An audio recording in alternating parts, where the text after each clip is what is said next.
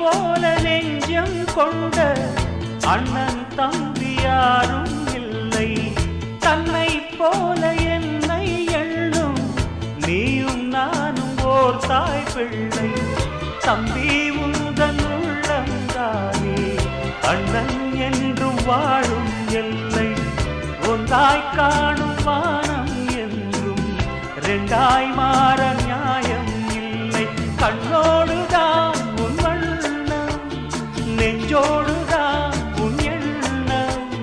முன்னேறு நீ மென்மேலும், என் ஆசைகள் கைகூடும். இந்த நேசம் பாசம் நாடும் வாழ்க.